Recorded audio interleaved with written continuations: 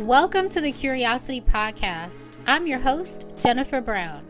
I explore my curiosity of really weird things, existential things, pop culture stuff, spiritual phenomena, animals, and all the other things with subject matter experts.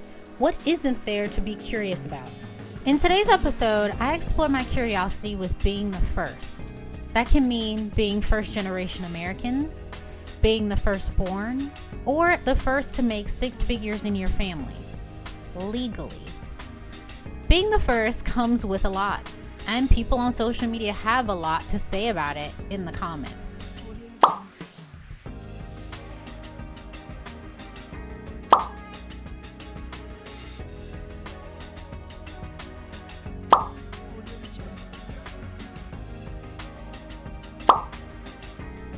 To unpack being the first, I'm joined by Regine Dorismond, a New York State licensed social worker and co-founder of Be More, a New York City-based wellness community.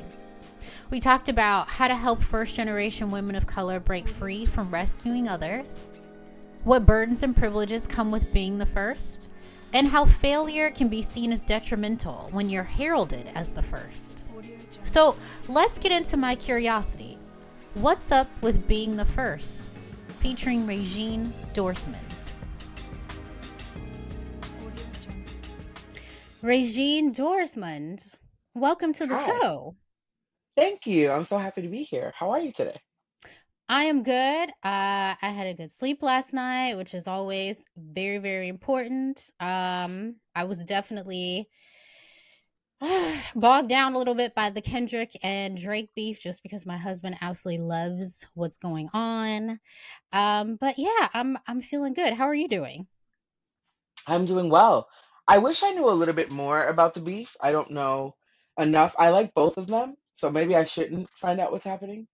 Uh, I'm a little nervous, but I'm well. I can't Good. complain. Thank you for asking. Of course. Well, you're obviously not here to talk about the Kendrick and Drake beef. However, I feel like there might be a little common thread there.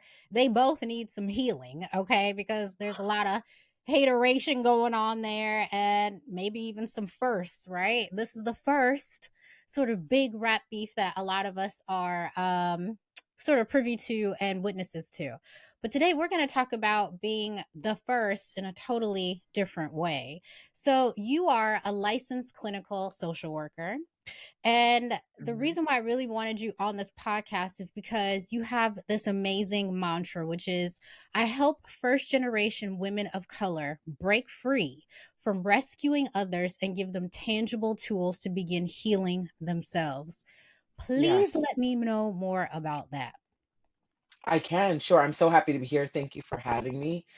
I think through my own journey of being the first generation to be born in America, on my mother's side, I think my father's side too, I had to learn how to get tools to exist within many cultural norms and spaces really, really young.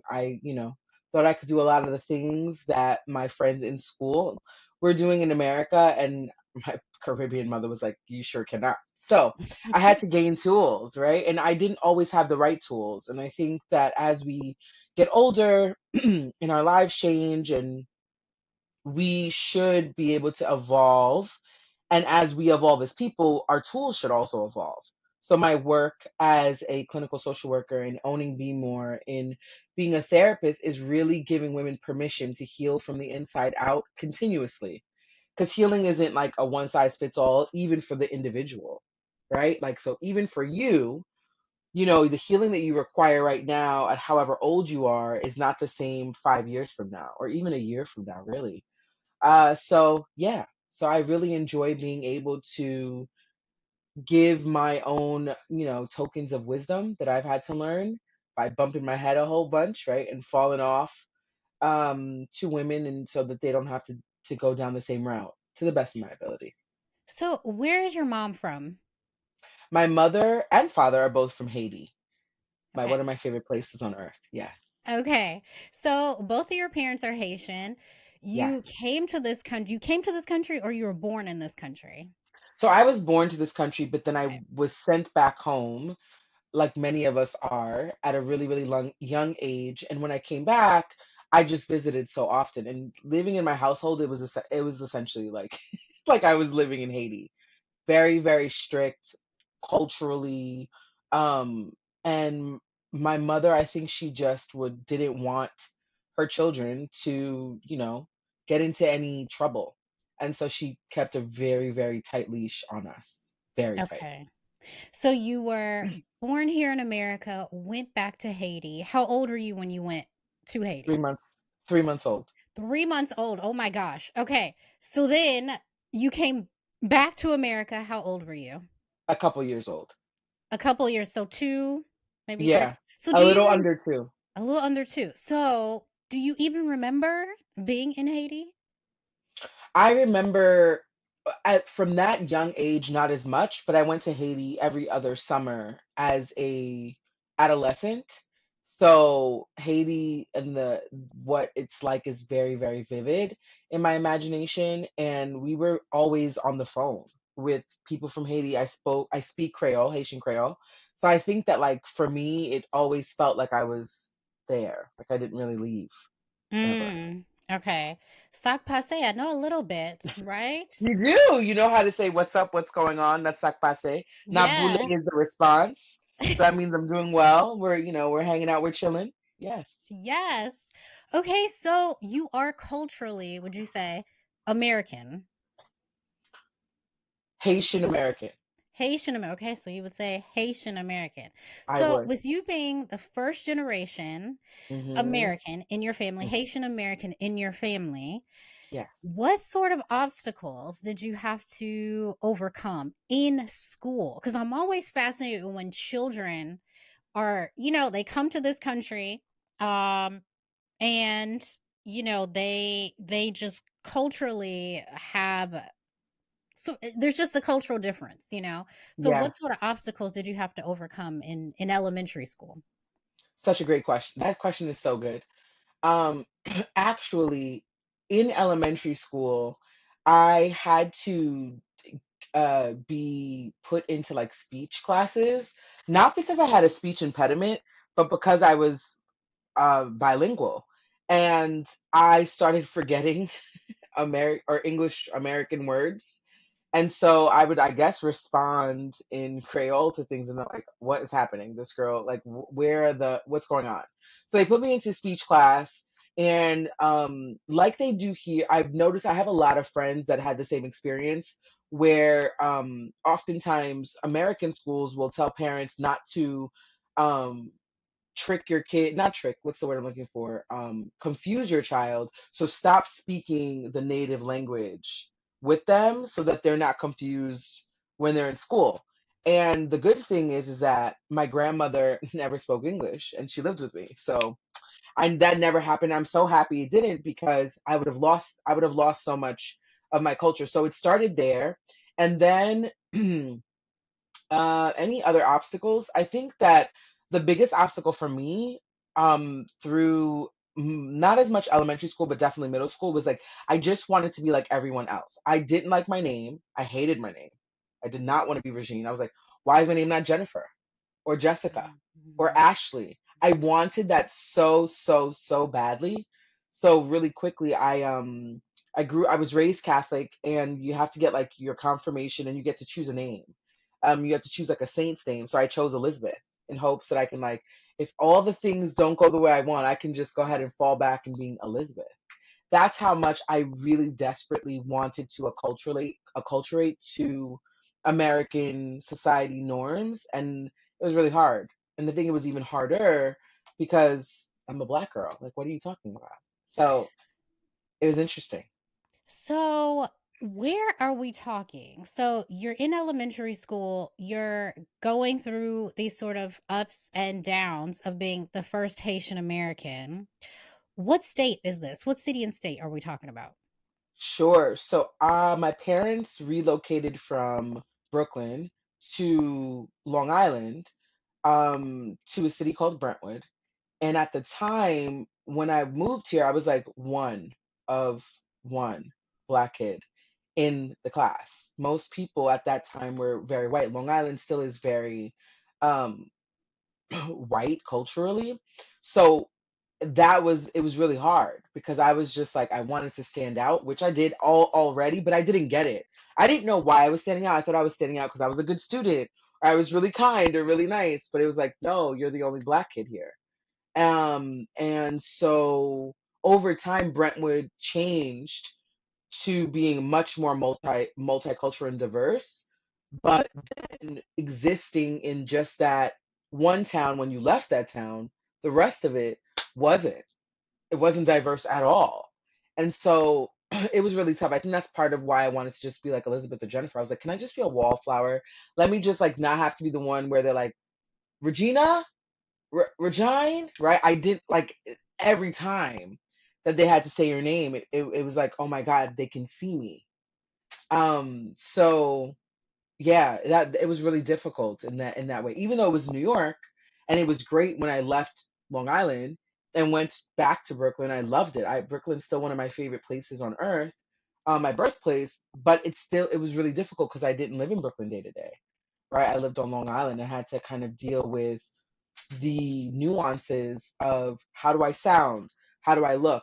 Looks are really really big to Caribbean parents anyway.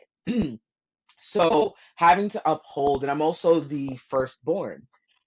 So I had additional pressures because of that too, about like who I had to show up as, and constantly being told, well, your cousin in Haiti she's going to college and she's doing this and she's memorized this and she could do that, and always feeling like I wasn't good enough because they were better than me. And so I felt like I had a lot to prove, a lot to prove. So yeah. I can definitely relate with being the firstborn. Well, I have to say there are a lot of privileges because you really do get loved on a lot You because you're do. the firstborn. You are you are expected to be a role model. You're expected to be the leader. You're expected to be in all the positive ways. There's no expectation for you to ever fall because you have so many Yes. people loving on you. You have so many people wishing, for you to rise to all of these different occasions. So for you to talk about feeling that pressure, even as a child, because I did as well, and I knew my role, I was proud of it, but there was so much that I needed to live up to, right? Hmm. So you're in Brentwood, you're one of one, which is so traumatic, honestly. Like, I actually wasn't expecting you to say you were the only black kid. That means there were no there are no other Americans, there are no other, you know, like, you're the only black kid. Like, that is kind of wild to me. I was not expecting that. So this feeling of wanting to belong was so strong. I mean, it's natural for anybody, but especially for children, right? So you're in Brentwood, you're one of one, wanting to have this belonging and wanting to also create what I would consider to be a different persona, right? Which is Elizabeth. Tell me who Elizabeth is. Who did you want Elizabeth to be? What a great question. Hmm. Who did I want Elizabeth to be? Hmm. I think I might have just wanted her to be um appreciated and liked for who she actually, like for who she was, who she showed up as.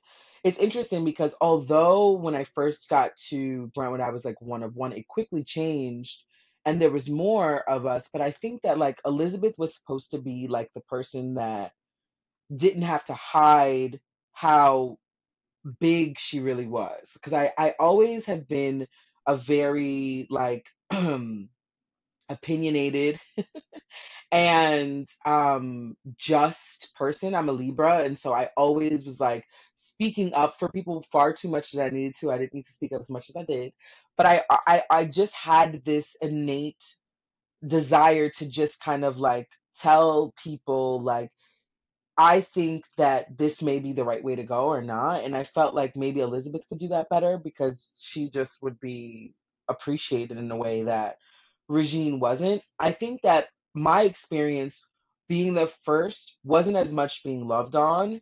It was more of like, it was all pressure. My Hmm. mother was really young. She was a young mom in her early 20s. I think that's really young. And I think that for her, she was the first person that left her that left Haiti as part of her mother's children, and she had to provide for everybody. She's one of eight. So I think her being one of eight, and then her being pregnant with me, and her being like, "Oh my God, I need to figure out how to make all these things work." Like that pressure was transferred to me really early on. It was kind of like, "Don't embarrass me. Don't make me look like this decision to leave my country was wrong. Don't you do that." And so as a kid, I didn't. I mean, I'm in my 30s now, so I get it, but I didn't get it then, and it felt like I didn't get it for a really long time actually.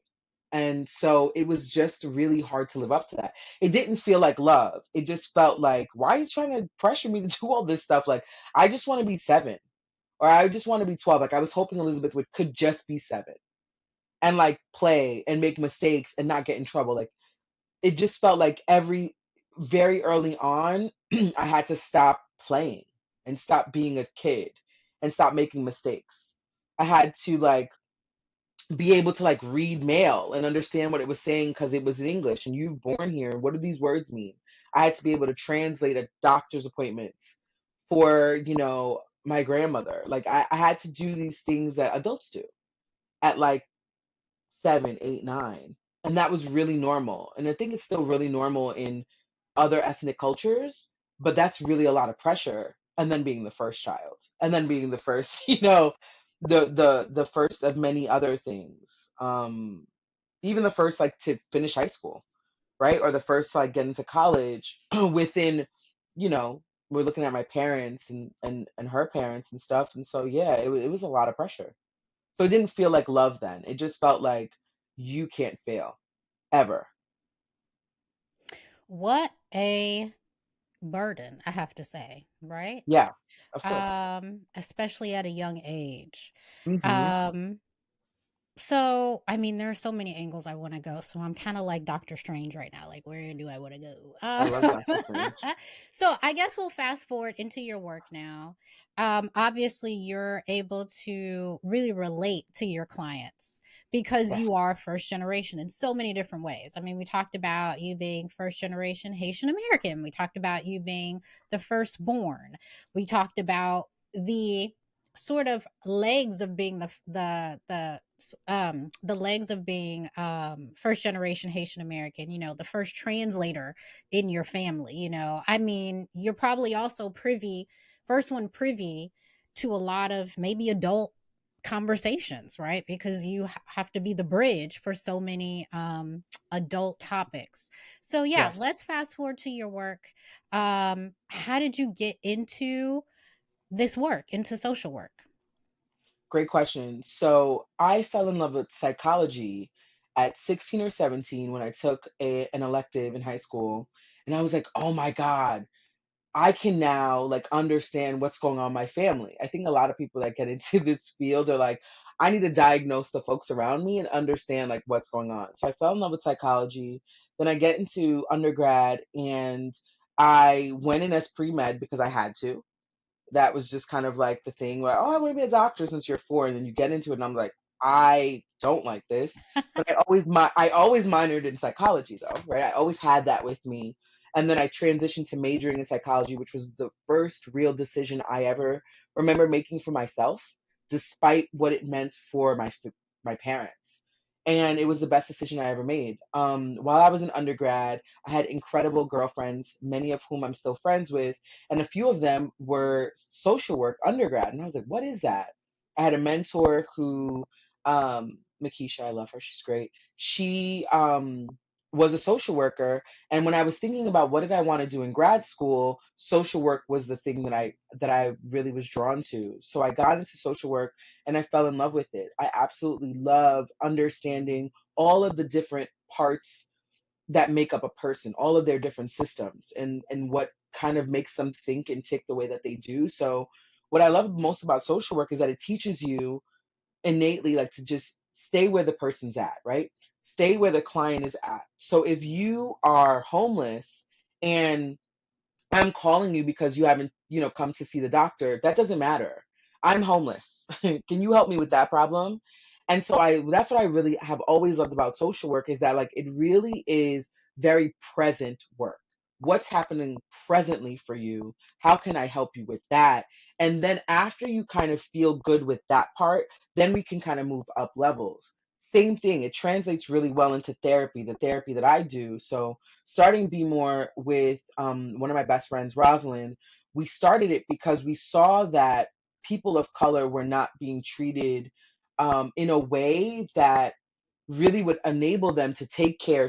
Rosalind's also a social worker, to take care of what was presently happening to them, and then we can do all of the other work that you need to do. So if you were constantly traumatized, it's really impossible for you to, have healthy relationships, have, maybe even like a stable work or stable housing. It's not possible because no one actually is addressing the big pink elephant in the room, which is, hello, my childhood was chaotic. And I really need to sort that out first. And so the work that we do at Be More is totally focused on healing women from the inside out. I want to start with it. I want to start from the beginning.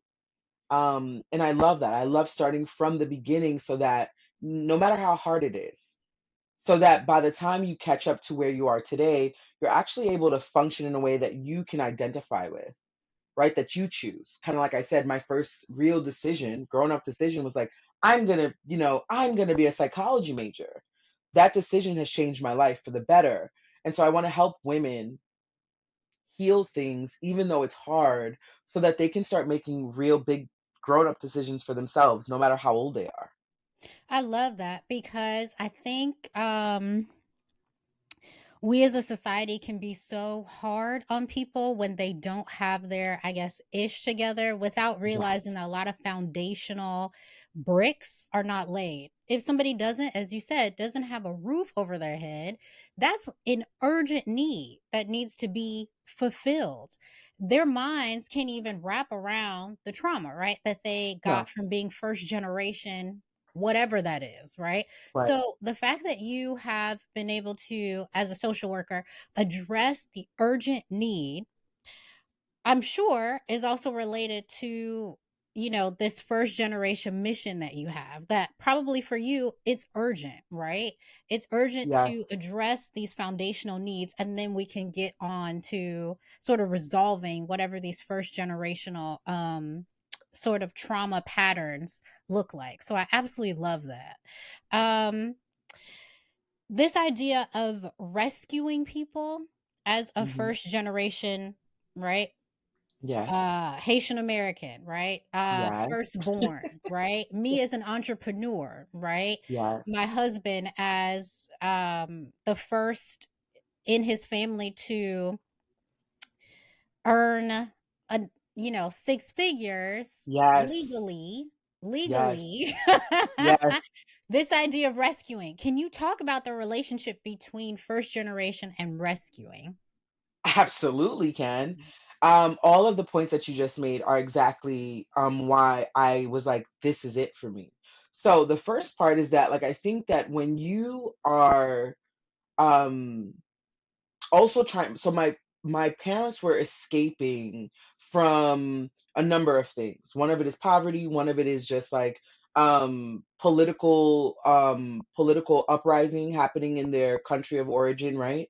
Really early on in the 70s and the 80s. And so in that itself, right, like that means that they were living in survival mode. And so when my mother was pregnant with me, she too was in survival mode. So that, what does that breed, right? Like, you're a breeding ground. Now that I have a son, I understand, like, when you're pregnant and you're giving birth, you are a breeding ground. When you're giving birth to a business, which we both have also done, you are a breeding ground. When you're going to be the first to go to a college, when you're the first to have a promotion that gets you a six-figure check, your internal system is a breeding ground for that. So are you surviving or are you thriving? And what I found was that a lot of first generation children were just surviving because their parents came here to survive. That was it. They literally transitioned from where they were to America to survive. And that was part of our own conditioning, and it became really part of our DNA for some of us, for many of us. And so I found early on that I didn't really have much discernment about the friends I had in my life or the relationships that I got in or many of the decisions that I had made. I thought, oh, you're a Libra, you're indecisive. That's what it says on the chart. That may be true. However, I also just was also trying to help everyone be better and trying to help everyone, be at the top of their game and not really having a conversation with them if they wanted to do that, which was similar to what happened to me, right? You're kind of born into this. I already know what your life is going to be like. I just need you to fulfill it. Mm, And that's a lot of like when many parents do that. You have a baby, you see them being, the next president of, the United States of America. And so you don't really ask your child what it is that they need to become whatever it is they desire to become. You've already had the vision and you've already placed them in that vision. And as a first generation uh black Caribbean woman in this country, that's what it's felt like. It felt like in order for me not to fall into any stereotypes, in order for me not to disappoint my mother or my father, in order not to let down my entire race, my entire, friend group, like whatever it was, I was like, I just need to like just sit into this perfect box that they've already created for me. And so rescuing people was just part of it. Like, you think you're a superhero. mm, You don't stop. You don't think about what it is that you may need. And you just sort of like, I have more space, I have more capacity. Yeah, just keep adding, adding, add. Yeah, come on, I can help you too. You too, sure, I can help you too. And a lot of that is also seeking the love. Remember, I said earlier, it felt more like pressure than love for me growing up. I think as I was growing up, I just wanted to feel more love than pressure. And so you need people for that in my head. Like, I need more people. So, what do mm. I need to do for the people so that the people love me and I just won't feel as much pressure? I was wrong. It was the wrong formula. Yeah. She was wrong. I was wrong. I know that I was wrong. But a lot of first generation folks, like, we don't know it's lonely. It's really lonely to be the first entrepreneur because there's so many things that happen. Who are you going to talk to about it? Mm, It's really lonely to be the first to be in the C suite. You're a CFO or CEO or CMO or whatever. And like, how do you facilitate that if you don't have anyone in your family to look back and ask about it? I think that that's a lot of it. Is like we want to rescue other people because we feel um value there. It's kind of like, if you go to like a West Indian party, for example, there's so many people there to take care of you. Taking care of other people, helping others, I think is like embedded in what it means to be Caribbean. mm, And so it's like your mother will put the whole party together. People will come. She'll be the hostess with the mostest. And then at the end of the night, she didn't eat anything. Her feet hurt. mm, Her feet are, but quietly by herself. Her feet are up, and she's like shoving food in her face because it's now 11 p.m. and she didn't do any of that during the day. And seeing that after every event, year after year, it's like a magnet. It like got stuck to me, and I just felt like it was my job to take care of everybody else and ignore me. And that's the rescuing part, right? Where it's like, let's take a moment to see, like, are you actually helping people? Are you enabling them? Because it's mm. it's two different things. Helping and enabling isn't the same. It looks the same, but it isn't. It's two very, one is positively charged, the other one is very negatively charged. And so I want to help women pay attention to that because your children are watching, your partners are watching. And I think that women are the most extraordinary beings to ever walk the face of the earth. And so that's why my mission is to really help her, help her recognize that, like, you don't have to ignore yourself until, up until you don't have to. You can choose you and take care of them too. But you I have to take care of you first. I love that. Um, yeah, you made me think about what Iyanla Van Zant said some years ago to Oprah when She's the she best. said, anytime a woman in particular continues to give, give, give, give from a cup that's empty, she makes the other person a thief without even knowing it. So Ooh, I know that's good. that is good. That is great. Listen, everything that you said, literally is encapsulated in what Ayanla was talking Mm. about. And so going from the word rescue, because we as firstborns, I am very proud. I'm very glad that I'm a firstborn. Okay. Very happy. Thank you, Jesus. Okay. So Me we too, as actually. Me too. yes, we as firstborns, you as first Haitian American, all these firsts have a lot of privileges, actually. And they say a lot about the support systems that we did have to even get to sort of be proud of these positions. But to your point, right, there's a burden. So feeling first like you're rescuing people, but Hmm. then evolving to helping or supporting, Yes. that's really where we want to be, because we do have access, right, to things, to avenues, to places that, we're basically the open doors for our family, right? So there's a lot of beauty and a lot of pride in that. And we want to do that for our families because we love our families, we love our friends. So, how can people get there, go from rescuing to supporting? What does that look like? I love the setup to the question. That was so beautifully said. Which, as you were speaking, it reminded me about when we're thinking about generational healing, right? And as part of your generation, there are two things that you receive. I think a lot of people talk about just the generational curses that you receive, but what you're speaking about, what about the generational gifts Mm. that you also receive? And I love this open door analogy that you're using. And honestly, Jen, I think that the best thing that folks can do is, despite you being the person that opened the door, I think sometimes it's important to look back and see, who was I when I first opened that door and versus who I am today. I think that there's a lot of things that we take with us, Mm. whether it be negative or positive, but it's up to us to also sort through it or sift through it to say, what is it that I'm going to keep and what is it that I'm going to let go of? Letting go is so important in this process of healing, but also recognizing what are the attributes that I want to keep, right? And I think that for many people, it's easier to pinpoint the negatives. I'm part of that too. It's easier to be like, well, this was wrong, that was wrong, I didn't like that, that was terrible. However, sitting and thinking about what are the gifts that you also received so that you can look at, well, I don't want to rescue people anymore. And I want to learn how to support them, but you have to learn how to do that for yourself first. So, for example, learning how to speak to yourself and motivate yourself and love on yourself is very important to me. So, one of the things that I love to do, and I before recommend anything to any clients, I do it first.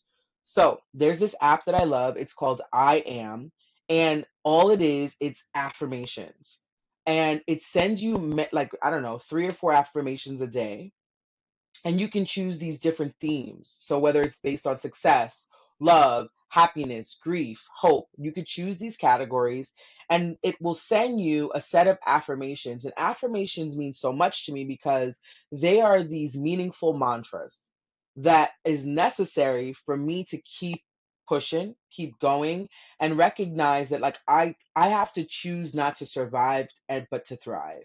But I need to also remind myself that I'm in the here and now, the present moment. But the only way, again, to do that is to be able to set yourself up with tools. So, this affirmation tool is something that helps me to be like, oh, I stop in the middle of the day, it's 10 a.m. or 1 p.m., and I get it, and I always read it. I've been using it for, I don't know, a year or two, but I still stop. Even when I'm like scrolling, I'm like, oh, it's here. I still stop. I might close my eyes and I really receive the message that I see there. And what that does is that it makes me stop in whatever sets of things, pressures, chaos that's happening in my life, to really be able to recognize, like, okay, if I am strong, I am capable, I am love, then I'm also able to, whenever I receive some information from a friend or from a family member that sounds like I really want to help them through this, maybe I can just offer. How do you offer support? Support is about Mm. offering. Rescuing is about jumping in and doing it like a Mm. superhero. What does a superhero do? They get a call, right, on their special radio thing. "Da-da-da, this is happening on, 59th Street. You need to get there now." And they just get there and they get to work. They don't ask questions. They don't stop to really take much inventory. They just go. When you're offering support or offering guidance, you have to stop and listen and think about what you will offer it's an offering. And in an offering, they may say yes and they may say no. It's a gift. The offering is just like that gift that I shared. So that's how I see it. Look through the door. Who was I? How can I change? What are the things I can keep? What are the things I can leave behind? And how do I start offering my self support and love so that when I get a call, I'm not like, "Oh, no problem. I'm going to send you $300 right now." And then feel taken advantage of and feel underappreciated. But the thing is, if somebody contacts you to tell you something, they're not necessarily asking you to jump in.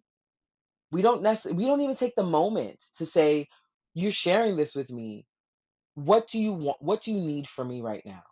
How can I assist you? What can I offer you in this moment to help you?" And stop and listen. That's really the difference. And it takes a lot of practice and a lot of work to be able to stop and listen to what's happening before just jumping in, because that's the rescuing part. That's good. I love that you also take your own advice. I Especially, do.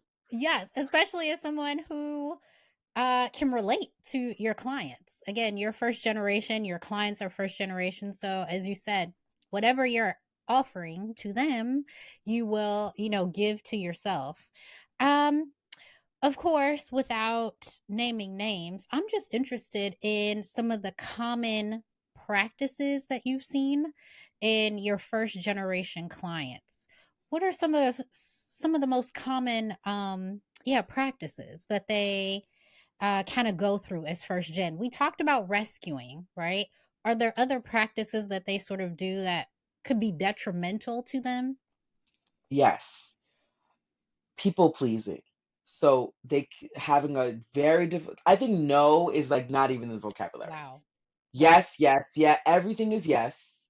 Hmm. People pleasing, um, really, really bad anxiety or really, really bad depression. Like it's very easy. It's Anxiety. very anxiety. Exactly. I have same experiences, right? Anxiety is so interesting because, and depression too, I think also in people of color, because you're still able to function pretty highly. And people on the outside are like, "Well, she looks fine. Look at her. She's glowing." And you're like, "No, I am literally barely holding on." Some other things that I see is neglecting taking care of their physical health as well. Maybe neglecting going to like the doctor for themselves, like self care. Self care is not really a thing. You might you might get your nails done, you might get your hair done, but it's just like a an automatic thing rather than a release, enjoy, Mm. this isn't a replenish me thing. Um, and then always taking on more than they can actually handle. That's like a really, really big thing. It's like always juggling many, many, many things. And I think for some of my clients too, like they've done yoga or they might meditate, they may, even be physically doing the things, but they're not aligned. They're not aligning with what I call like within the triangle, which is like your mind, body, and spirit. The three of those things aren't aligned. That triangle is off.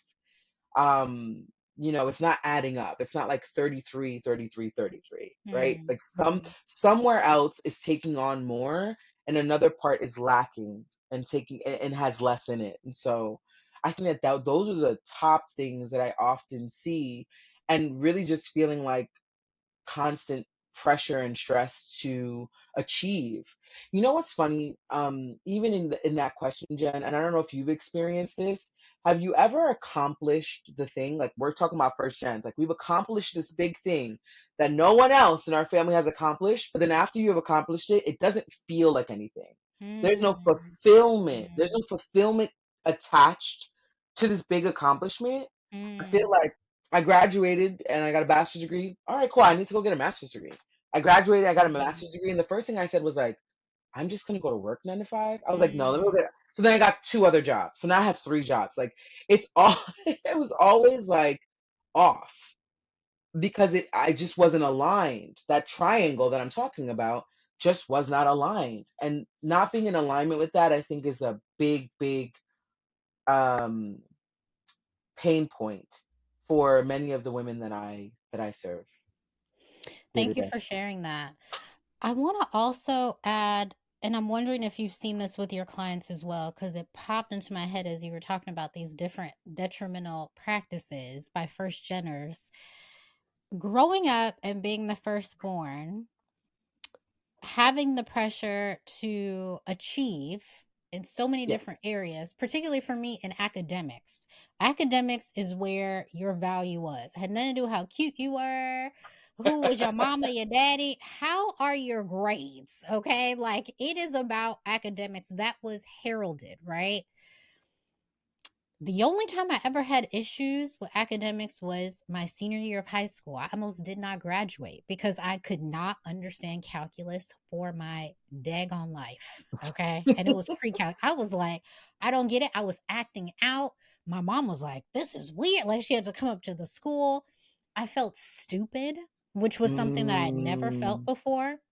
And because I felt stupid, I felt like my value wasn't what's the word, Regine? I had no value, because I'm yes. like this brain is what I have been taught in my family to be number one, and if I'm Yes. not rising to the occasion in every single part of my academic life, then I'm no good. And so the point I'm trying to make is there was no room for error for me.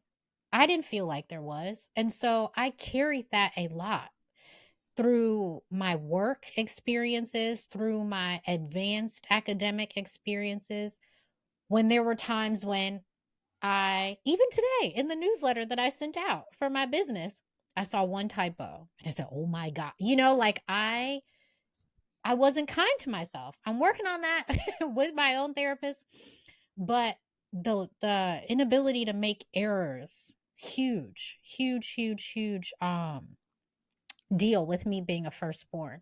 Can you speak to that or can you relate to that at all? 100%. Yeah. That is also at the top of the list of the things that me and the many of my clients struggle with. It's funny because the typo thing stuck out to me a lot, what you just mentioned. I remember having a job.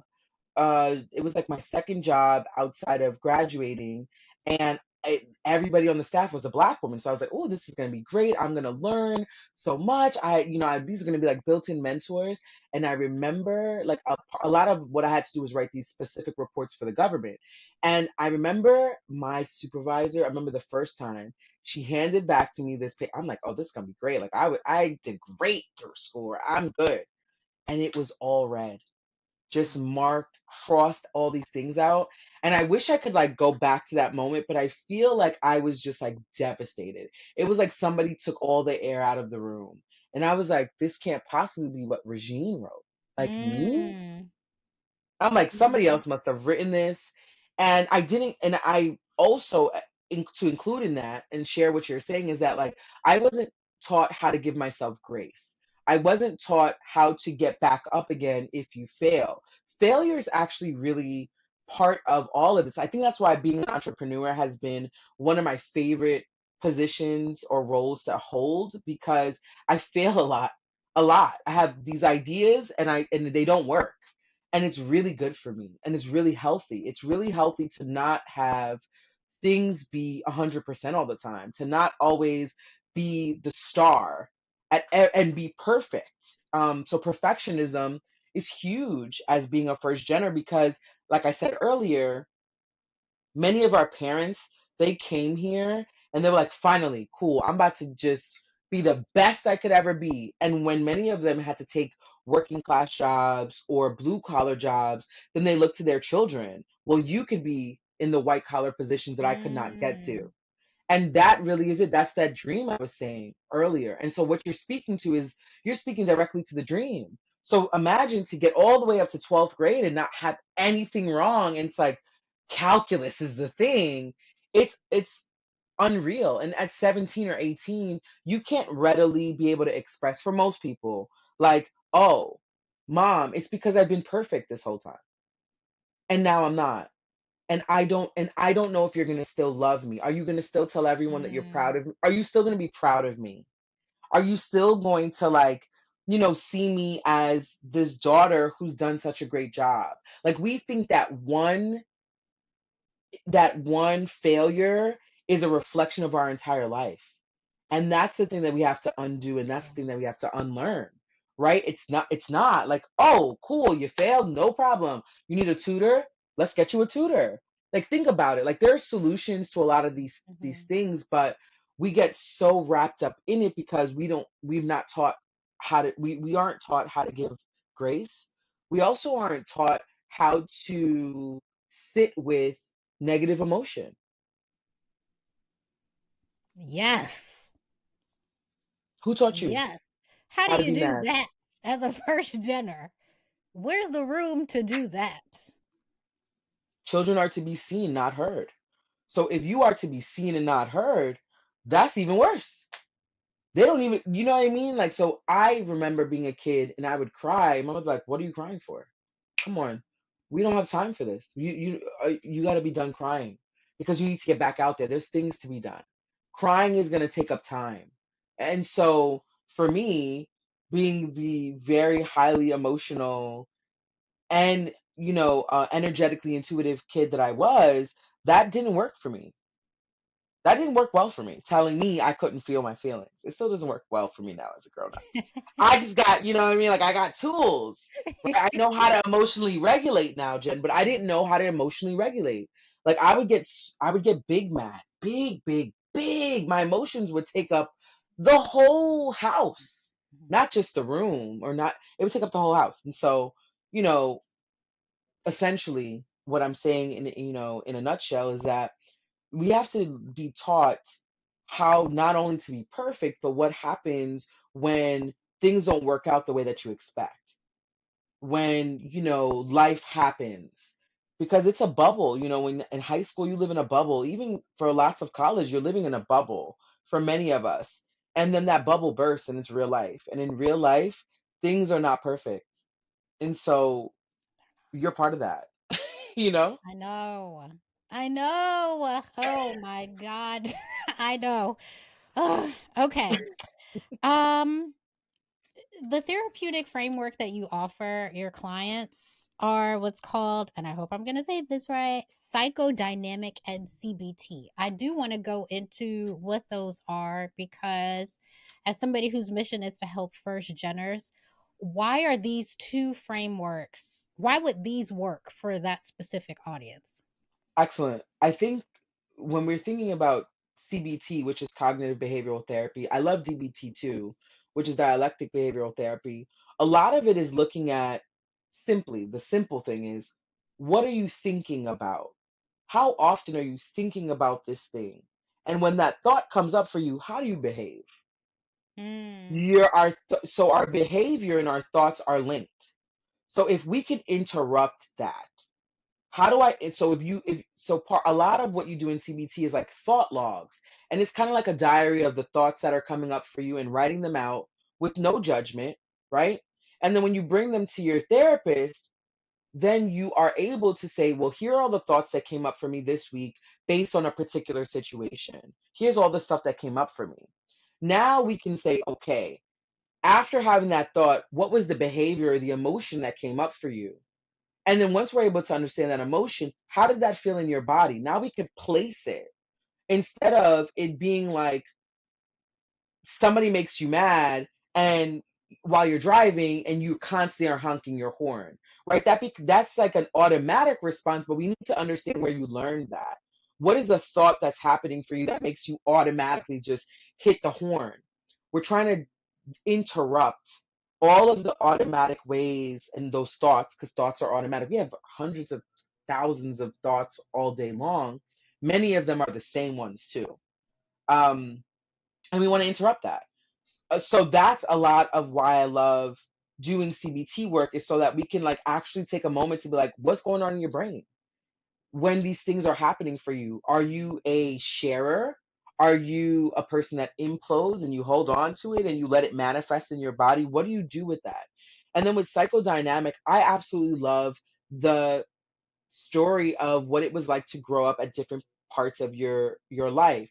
What was it like for you as a child? What was it like for you as an adolescent? What did you go through in your early adulthood, and so on? And so all of that helps to inform who you are today, right? And recognizing that, like, it's no coincidence that when you're mad, you do this. It's no Mm-hmm. coincidence when you're happy, you do this. There aren't any coincidences.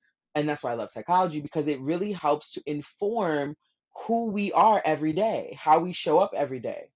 And so that's why I really, and I use an eclectic approach. So I use many different things because each person is different. So even though me and my clients are very similar, we are also very different in the tools that we need. Earlier I said, the tools that I'll need today may not be the same as I'll need 5 years from now. And I had a coach tell me that, when you pick a niche that you want to work with, you usually are just a few steps ahead of them. And so Mm-hmm. what that may mean is that I might be the year later version of the client that I'm serving today, or the 2 month later version of that client, or 5 year later, and so on and so forth. And so the benefit of that is that I also need to be utilizing what I'm going to recommend, so that I can say, here's how this worked, or here's how it hadn't worked. For some people, they love, journaling. I not so much. I'm more of like a Mary J. Blige journaler. Things have just like horrible, and I'm like, give me the paper, give me the Yes, pen, and yes. I'm gonna go off, right? Mm-hmm. That's me. But when things are going great on a day to day, I don't necessarily like to journal, but I love to talk to God. So Mm-hmm. I do that I do that all day long. Me too. All day long, right? That works so well for me. But for other people, they're like, nope, they journal every day, whether it's a gratitude journal. So those the elements of how I serve people are going to really just be based on where you are, because journaling may really work for you now, but then something else happens and it's like, I just need to like walk outside every day and be in the sun. You know what I mean? Mm-hmm. So I think that those modalities that I use, they often change too, based on who I'm serving, but I use those as my framework to really help me first say, who were you and who do you want to be? What are you thinking about? And what do you want to think about instead? Right? What are the core beliefs that you don't want to hold on to anymore? Oftentimes, who we think we are is who we were told we were, not who we actually are. That's good. Regina, I can talk to you all day about this. I love this stuff. I love that we have covered so much in terms of being the first. Thank you so much for the work that you're doing for women Mm, of color. Thank you so much for caring and your of course. integrity in the work. So before we wrap it up, is there anything that you would like to add? Thank you for having me here. This was an amazing conversation. It's truly my pleasure. I would like to say that going to a therapist is really, really cathartic. Whether or not you feel like you should be doing that right now, it's really cathartic just to be able to say the thing that you've been holding on to for an average of 10 years. Most people don't go seek help for a mental health crisis for 10 years. And so my goal is just to get everyone in the hands of the right mental health provider, just to be able to say the thing, whatever that is for you now. And so at Be More, we totally are, working our way to making mental health services accessible, easy, making it a thing where it's a household. Everybody in your household goes to therapy. You, your children, your partner, like it's normal. And I want to help to normalize that. And I hope that this conversation today for first generation people of color, that you guys are, inspired enough to just try and find your tribe, whether it be with one therapist, whether it's in a group, whether it's to go on retreats, whatever it is, to really help align that triangle of your mind, body, and spirit. Great. And can you tell the people where to find you? I sure can. So at Be More Counseling, it's BEMORRCOUNSELING on Instagram. And then you'll get all of the free education, mental health education. And from there are links to our website. Our website's the same at bemorecounseling.com. So schedule a consultation if you're interested in starting therapy. If not, if you're just curious about what we do, my email is also on there, info@be-morr.com. Send me questions, thoughts, whatever it is that you may need in regards to mental health. I'll be more than happy to help you out. Me, and thank you for listening. This episode was edited by Edonis Bacaj, hosted and executive produced by me, Jennifer Brown, produced by Latrice, Lauve, and distributed by BlakOWND Productions. I hope you'll join me again on another episode. The Curiosity Podcast is a safe space to not only explore my curiosity of all the things, but yours as well. And together, we get to dig a little deeper as to why that curiosity exists in the first place.